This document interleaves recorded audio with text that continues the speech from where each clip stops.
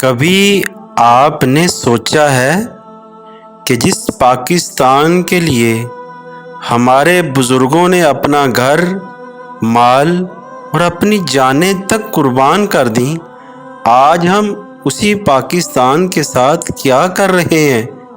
اللہ تعالیٰ نے ہمیں ایک آزاد وطن جیسی عظیم نعمت سے نوازا ہے، لیکن سوال یہ ہے کہ کیا ہم واقعی اس نعمت کی قدر کر رہے ہیں؟ اللہ نے بخشا تھا ہمیں پاکستان نعمت بن کر، ہم قدر نہ کر پائے اسے اپنی امانت سمجھ کر۔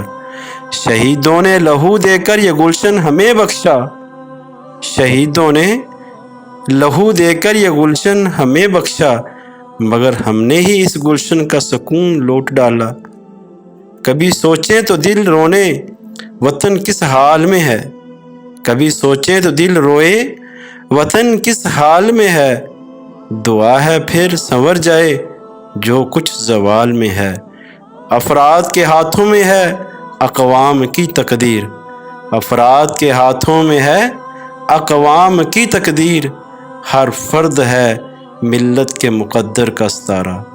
اللہ تعالیٰ سے دعا ہے کہ اللہ تعالیٰ پاکستان کو ہمیشہ اپنی حفاظت میں رکھے۔ پاکستان کی بہتری صرف حکومت یا کسی ایک شخص کی ذمہ داری نہیں، یہ ہم سب اپنے اپنے کردار سے اس ملک کو بہتر بنا سکتے ہیں۔ اس لیے ہم سب نے مل کر اس وطن پاکستان کے لیے، اس ملک پاکستان کے لیے اپنی جان بھی حاضر کرنی ہے، اپنا تن من دھن بھی قربان کرنا ہے۔ اس لیے اللہ تعالیٰ ہمارے پاکستان کو سلامت رکھے اور تا قیامت رکھے۔